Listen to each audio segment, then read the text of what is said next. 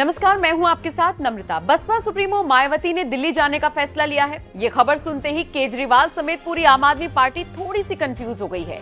हालांकि यूपी में जो बसपा समर्थक हैं वो भी इसी सोच में हैं कि आखिर मायावती ने अचानक ये फैसला क्यों लिया। अगर आप भी खबर सुनकर यही सोच रहे हैं तो हम आपको इसके पीछे की असली वजह बताते हैं। दरअसल अगले साल लोकसभा चुनाव होने हैं। लोकसभा चुनावों से पहले कई राज्यों में विधानसभा चुनाव भी होने हैं। इन राज्यों को लेकर मायावती अपनी रणनीति पहले ही बना चुकी है। इन चुनावों में बसपा को जीत दिलाने के लिए और खोया हुआ कोर वोटर वापस लाने के लिए मायावती ने अपने भतीजे आकाश आनंद को जिम्मेदारी दी है। इतना ही नहीं, मायावती लगातार अपने पदाधिकारियों के साथ बैठकें कर रही हैं। उन्हें जमीनी स्तर पर उतरकर काम करने के निर्देश दिए जा रहे हैं। इसी बीच खबर आई है कि मायावती ने दिल्ली जाने का फैसला किया है। दरअसल मायावती जल्द ही दिल्ली में पार्टी पदाधिकारियों की बैठक बुलाने की तैयारी कर रही हैं।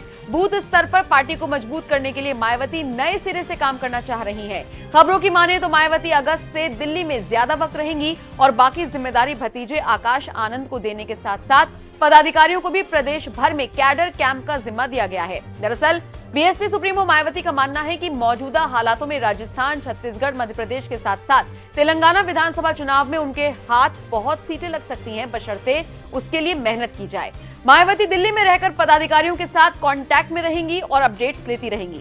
मायावती के दिल्ली आने से केजरीवाल की टेंशन बढ़ गई है। ऐसा इसलिए क्योंकि मायावती दिल्ली में रहकर लोकसभा चुनावों में बेहतर प्रदर्शन के रास्ते भी खोलेंगी और केजरीवाल को चुनौती भी देंगी।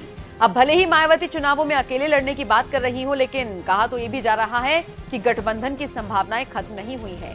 मायावती अपने बयानों से सभी को कंफ्यूज कर रही हैं। कभी वो कांग्रेस को कोसती हैं, कभी बीजेपी को उल्टा सीधा कहती हैं। आपको बता दें, कुछ वक्त पहले मायावती ने मीडिया को संबोधित करते हुए यूसीसी का समर्थन करने का ऐलान कर दिया था, लेकिन सामने एक शर्त रखी थी। मायावती ने क्या कुछ कहा था, वो बयान आप सुनिए। आपका इस खबर पर क्या कहना है, कमेंट करके जरूर बताएं। यूनिफॉर्म सिविल कोड यूसीसी पर बीएसपी की क्या प्रतिक्रिया है, उसके संबंध में बीएसपी का ये कहना है कि यहाँ विशाल आबादी वाले अपने भारत देश में हिंदू, मुस्लिम, सिख, ईसाई, पारसी व बौद्ध आदि इन विभिन्न धर्मों को मानने वाले लोग रहते हैं, जिनके हर मामले में रहन सहन व जीवन शैली आदि के अपने अलग अलग से तौर तरीके, नियम एवं रस्म रिवाजें हैं, जिसे नजरअंदाज नहीं किया जा सकता है। लेकिन वहीं दूसरी तरफ ये बात भी काफी हद तक सोचने वाली है कि यदि यहाँ सभी धर्मों के मानने वाले लोगों पर हर मामले में एक समान कानून लागू होता है तो उससे देश कमजोर नहीं बल्कि मजबूती होगा। साथ ही लोगों में आपसी सांप्रदायिक सद्भाव व भाईचारा आदि भी पैदा होगा। ये बात भी कई हद तक सही है, जिसे खास ध्यान में रखकर ही भारतीय संविधान की धारा 44 में समान सिविल संहिता यानी कि यूनिफॉर्म सिविल कोड यूसीसी को बनाने पर प्रयास वर्णित है, उसका जिक्र किया गया है।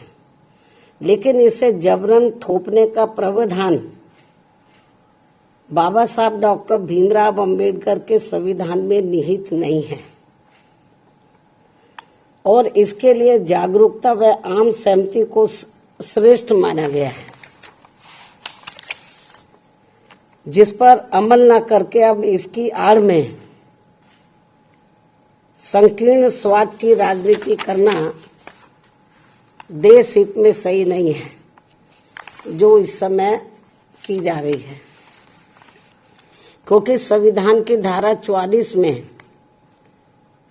तो समान सिविल संहिता बनाने का प्रयास तो वर्णित है, लेकिन इसे थोपने का नहीं।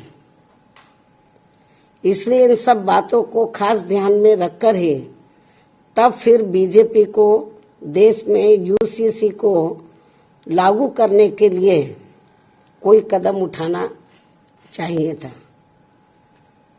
इसके साथ ही यहाँ मैं ये भी कहना चाहूंगी कि हमारी पार्टी समान सिविल संहिता यानी कि यूसीसी को लागू करने के विरुद्ध नहीं है, बल्कि भाजपा व इनकी सरकार के इसको देश में लागू करने के तौर तरीकों से सहमत नहीं है।